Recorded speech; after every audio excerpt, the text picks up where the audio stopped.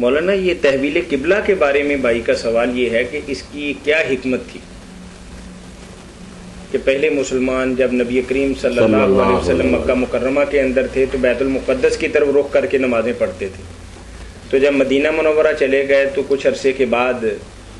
اللہ تعالیٰ کے حکم کے ساتھ اور نبی کریم صلی اللہ علیہ وسلم کی خواہش کے عین مطابق تحویل قبلہ یعنی بیت اللہ شریف کی طرف رخ ہونے لگ گیا، تو اس کی حکمت کیا ہے؟ اس کی حکمت تو قرآن مجید نے خود ہی بیان کر دی ہے۔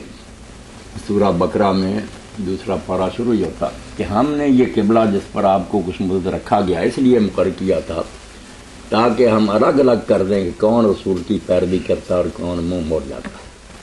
کیونکہ کئی مرتبہ نیکی آدمی نہ صرف اپنی خواہش کے تحت یا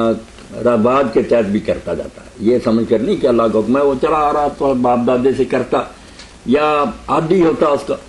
اللہ تعالیٰ کو یہ شرک بھی پسند نہیں ہے کہ یہ میرے لیے نہیں کرتا، صرف اس وجہ سے کر رہا۔ وہاں حکم دیا جاتا خلاف عادت کہ جو معروف ہے جس کا رواج اس کو توڑا جائے، جو اللہ کے موحد بندے ہوتے ہیں وہ کر جاتے ہیں، دوسرے کرتے ہیں یار یہ اللہ نے کیا حکم دے دیا ہم کیوں باپ دادے کرتے پھر۔ تو چونکہ کعبہ شریف جو تھا مکہ یہ بھی قریش کے لیے سرمایہ افتخار تھا، ان کی ساری شان ہی اس میں تھی کہ اس کے مجاور تھے، ان کے لیے یہ زہر پینے کے برابر تھا کہ چھوڑو مکے کو، اقصی کی گرموں کو، یہودیوں کا قبلہ یہ ان کے لیے سخت امتحان۔ اور یہودی پہلے تو خوش ہوئے کہ ہمارا قبلہ اس نبی نے اختیار کر لیا، جب حکم ہوا پلٹ ہو گئے، 17 ماہ کے بعد مر گئے، چھوڑ گئے، کافر ہو گئے۔ پھر اللہ نے کہا یہی تو پتہ کرنا کہ اللہ کے پیچھے کون ہے، رسول کے پیچھے، اور اپنی عادتوں کے پجاری کون ہے۔ تو یہ بت پرستی ہے میرے بھائیوں کہ کوئی صرف رواج کی وجہ سے نیکی کرے، نیکی وہ جو خالص اللہ کا حکم سمجھ گئے، اس نے کہا ادھر منہ پھیر دو، پھر گئے ادھر پھیرا۔ وہ لوگ جو اس طرح کامیاب ہوئے، اب وہاں ایک ہی مسجد ہے جس کو لوگ مسجد ذی القبلتین کہتے ہیں، یہ مسجد القبلتین کہ دو قبلوں والی مسجد، حالانکہ یہ بات بالکل غلط ہے کہ اللہ کے رسول وہاں نماز پڑھا رہے تھے اور عین نماز کے اندر حکم آیا 2 رکعتیں ادھر پڑھی 2 پھر ادھر پڑھی، حضور وہاں نہیں تھے نہ آپ نماز پڑھا رہے تھے۔ یہ کہانیاں جو ہے نا یہ سیرت کی کتابوں کی جھوٹی باتیں، صحیح حدیث کے مطابق یہ حکم مسجد نبوی میں اترا تھا اور حضور پاک نے نماز سے پہلے اعلان فرما دیا تھا، پھر نماز جو پڑھی گئی کعبے کو منہ کر کے پڑھی گئی، درمیان میں نہیں پھرے۔ 2 مسجدیں قبلتین ہیں مگر ایک کا نام لوگوں نے مشہور کر دیا اس کہانی کی وجہ سے کہ حضور وہاں تھے، حضور نہیں تھے، لوگ پھرے، ایک وہ بنو حارثہ تھے، ایک مسجد قباء۔ بنو حارثہ میں پہنچا آدمی عصر کے وقت، یہاں سے نماز پڑھ کر وہ پڑھ رہے، اس نے باہر کھڑے ہو کر کہا لوگوں قبلہ بدل لیا گیا، تو لوگ پھر گئے، واقعی وہ مسلمان جو تھے نا پھر امام دوسری طرف آ گیا اور صبح کے وقت پہنچا قباء میں، وہاں بھی ابھی پڑھ رہے تھے، وہاں بھی اس نے اعلان کیا۔ یہ مدینہ شریف جب میں گیا تو مسجد نبوی طالب علم سے یونیورسٹی، انہوں نے کہا مولانا یہ تو ہم نے پتہ کر لیا کہ مسجد قبلتین میں حضور نہیں تھے، بالکل آپ کی بات ہے مگر یہ قباء والی نہیں ہم نے پڑھی۔ میں نے پھر کہا یہ مسلم شریف میں دیکھو دونوں مسجدوں میں ایسے ہی ہوا کہ لوگ پھر گئے، دونوں کو کہنا چاہیے مسجد القبلتین، وہ مسجدیں جس میں ایک ہی نماز 2 سائڈوں کو منہ کر کے آدھی ادھر آدھی، بڑی صحابہ حضور نے ادھر نا مدینہ کی مسجد میں پہلے اعلان کر دیا۔ تو دوسرا حصہ ان کے سوال کا یہ ہے کہ نبی کریم صلی اللہ علیہ وسلم چونکہ مکہ کے رہنے والے تھے تو کیا وطن پرستی کی بنا پر نبی کریم صلی اللہ علیہ وسلم کا یہ رجحان تھا کہ بیت اللہ کی طرف ان کا رخ ہو جائے اور اپنے آبائی وطن کی طرف ان کا دھیان رہے؟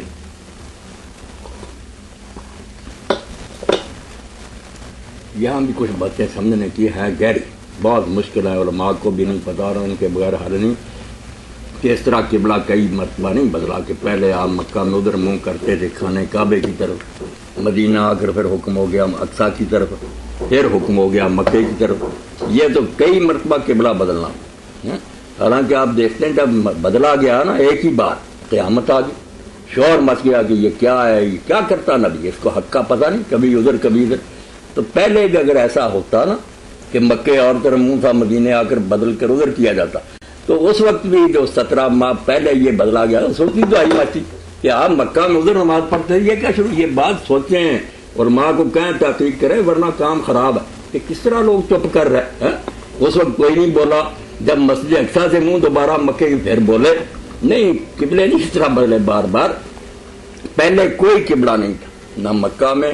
نہ مدینہ میں، سمجھ لیں کہ کھلی چھٹی تھی، جیسے حضرت ابو ذر غفاری سے لوگوں نے پوچھا کہ آپ اسلام لانے سے پہلے کہتے ہیں میں نے پہلے ہی نماز شروع کر کدھر منہ کرتے؟ انہوں نے کہا جدھر اللہ کرا دیتا، کوئی منہ نہیں تھا، جدھر منہ ہو گیا ہو گیا، اللہ نے کوئی سائی نہیں مقرر کی۔ اب لوگ جان چھڑانے کے لیے کہتے ہیں مکہ میں آپ نا اس طرح کھڑے ہوتے تھے کہ خانہ کعبہ بھی سامنے آ جائے، مسجد اقصیٰ بھی سامنے، اس لیے وہاں براز نہیں کھلا کہ آپ کدھر کو منہ کر۔ وہ پھر خود ہی کئی لکھ دیں یار ہر وقت آپ مسجد میں رہتے تھے، باہر جاتے تھے پھر وہ سائڈ بدل جاتی تھی۔ یہ نہیں بات بنتی، کچھ نہیں، باتیں نہ بنایا کریں، لوگ حقیقت کو سمجھا کریں کہ وہاں اس وقت کوئی متعین جہت نہیں تھی، جدھر رخ ہو گیا ہو گیا، مکے کی طرف ہو گیا یا دوسری طرف۔ یہاں آ کر مدینے میں حکم ہوا، وہ بھی اللہ نے نہیں کوئی وحی اتاری۔ یہ جو ہے نا ما جعل القبلہ، یہ اجتہاد ہے کہ نبی علیہ السلام کا حدیث پاک میں آتا آپ جس بارے میں ابھی وحی نہیں اترتی تھی اہل کتاب کا ساتھ دیتے تھے، وہ بھی پچھلے نبیوں کی امت۔ مدینہ شریف آپ نے آ کر دیکھا کہ یہود ادھر کو منہ کرتے ہیں، ان کے ساتھ کرنا شروع کر دیا، مگر نبی کا کام جب تک اللہ نہ روکے وہ بھی مہر لگی ہوئی تھی، یہ بھی ٹھیک ہے، اس کا اجتہاد بھی وہی ہے، برداشت کیا۔ 17 ماہ بعد جو صاف حکم آیا نا مکے کا، یہاں پر لوگ بہت مشتعل ہو گئے، ہنگامہ برپا ہوا۔ یہ اصل میں بات، یعنی پہلے کوئی قبلہ نہیں تھا، جدھر منہ ہو جائے ہو جائے۔ یعنی مدینے میں آ کر آپ نے اہل کتاب کی موافقت میں جیسے دوسرے کام کیے یہ بھی کیا، پکا جو حکم اصل اترا نا وہ صرف خانے کعبے کا ہی۔ مولانا آپ کی بات سے ہم جو بچے کے ذہن میں قومی عصبیت وغیرہ کا کوئی نہیں، جب قرآن بھی بتاتا تھا اہل کتاب بھی جانتے تھے کہ یہ قبلہ جو ہے یہ ابراہیم علیہ السلام نے بنایا جو مکے، وہ سلیمان علیہ السلام نے مسجد بعد میں تعمیر، یہ یہودیوں کو بھی پتا، اب بھی بائبل ہے، اس لیے قبلہ تو حضور کو بھی پتا تھا، سارے لوگوں کو پتا تھا کہ یہی ہے جو مکے میں ابراہیم علیہ السلام ہوا۔ مگر آپ نے جب تک حکم نہیں اترتا تھا اہل کتاب کا ساتھ دیتے تھے، تو دل تو آپ کا بھی چاہتا تھا، مسلمانوں کا بھی چاہتا تھا کہ یہ پہلے کا گارا ہے، ابراہیم علیہ السلام کی ملت پر ہے، ادھر ہی ہونا چاہیے۔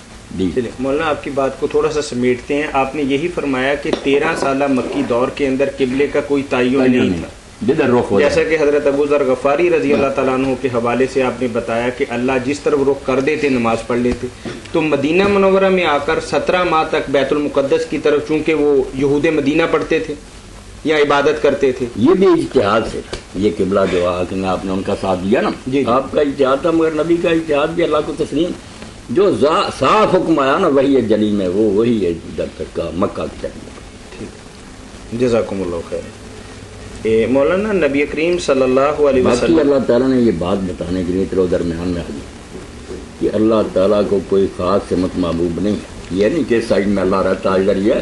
اللہ تو حکم منواتا جدھر مسجد اقصیٰ کدھر ہو جائے، اس لیے اب بھی یہ حکم جو ہے اینما تولوا فثم وجہ اللہ، جدھر منہ کرو ادھر ہی اللہ کا منہ ہے۔ اب بھی باقی ہے، سفر میں ہم اگر رسول کریم سواری پر ہی نفل پڑھتے تھے، کوئی قبلہ کا رخ نہیں دیکھتے، جدھر جا رہا جانور اوپر بیٹھے پڑھتے جاتے ہیں سارے۔ اب بھی آپ ٹانگے میں بیٹھے شہر کو جا رہا ہے، اگر وضو ہے شروع کرنا، جدھر کو جائے ٹانگے پڑھتے ہیں اشارے، یعنی بتایا گیا کہ مسلمان کسی جہت کا پابند نہیں، اس سائڈ کو مانتا ہے، وہ تو اللہ کو مانتا ہے، اس لیے نفلوں میں کھلی چھٹی ہے کہ سواری پر بیٹھا ہو پڑھتا ہے۔ اور جو صلاۃ الطالب ہے کہ کوئی پولیس مین یا مجاہد کسی کافر کے پیچھے پڑا اس کو پکڑنا، اس کو بھی چھٹی دے دی کہ وہ چلتا جائے اور جدھر کو جا رہا جا رہے اور تھوڑا سا فرض کو آتا جائے نماز پڑھتا ہے۔ ایک کافر کا حضور کو پتا چلا کہ وہ ان دنوں پھر رہا ہے مکے کے ارد گرد، مجھے نقصان پہنچانا تک، تو آپ نے کہا کون اس کو قتل کرتا؟ تو حضرت عبداللہ ابن انیس رضی اللہ عنہ نے کہا یا رسول اللہ میں کروں، تو فرمایا پھر اس نے پوچھا کہ میں جاؤں گا ادھر، اگر میں دیکھ لوں اس کو نماز میں لگ جاؤں وہ پہچان لے گا؟ فرمایا کوئی ضرور، چلتے جاؤ نماز پڑھ جاؤ، بس تھوڑا سا سر کام کرتے جاؤ، قبلہ ختم، سجدے رکوع ختم۔ دین ہے حکمت پر نمبر، وزڈم عقل ہے، یہ بے وقوفوں کی لاٹھی نہیں، حالات کو دیکھتا ہے کون سے حالات، مقصد اللہ کو یاد کرنا۔ اسی لیے اب بھی اگر مصائفہ اور تلواریں چل رہی ہیں، جنگ زوروں پر ہے، کوئی وقت نہیں، صلاۃ خوف بھی نہیں پڑھ سکتے، حکم ہے کہ جب نماز کا وقت آئے جتنی اس کی رکھتے ہیں نا اتنی بار تم کہہ دو اللہ اکبر اللہ اکبر اللہ، بس نماز ہو گئی۔ اللہ کو یاد کر، بھولنا نہیں کہ اللہ ہے، ہم اس کی مدد سے لڑ رہے ہیں، 2 رکھتی ہے تو 2 بار کہہ دو اللہ اکبر، 3 ہے 3 بار کہہ دو۔ یہ دین کے مسائل سارے سیکھنے چاہیے، پتہ چلے کہ اسلام کیا ہے۔ یہ جو آپ نے سواری پر نماز کے متعلق بات فرمائی ہے یہ فرضوں کے متعلق ہے یا نوافل وغیرہ بھی یا صرف نوافل کے متعلق نہ ہو؟ جیسے اس زمانے میں تھی کہ گھوڑے اپنے اتر کے باندھ لیا اتر گئے، وہ تو پھر یہی حکم تھا اتر کر پڑے، مگر یہ ریل گاڑی اور جہاز اب ہمارے بس میں نہیں، نہ ہر جگہ ٹھہرا سکتے ہیں نہ زمین پر اتر سکتے ہیں، تو اس کا حکم اب کشتی والا، جیسے کشتی میں ہوتا تھا نا کہ سوار ہیں تو کشتی میں پڑے، وہی حکم ہے اب ان کا کہ ان میں پڑے، قبلہ رخ اگر ہو سکتے ہیں آپ تو شروع کرتے وقت قبلہ کو روک کر کے اللہ اکبر کہہ لیں، بعد میں جدھر گھومتا ہے جہاں یہ کوئی بات نہیں، پڑھتے جائیں، ٹھیک ہے۔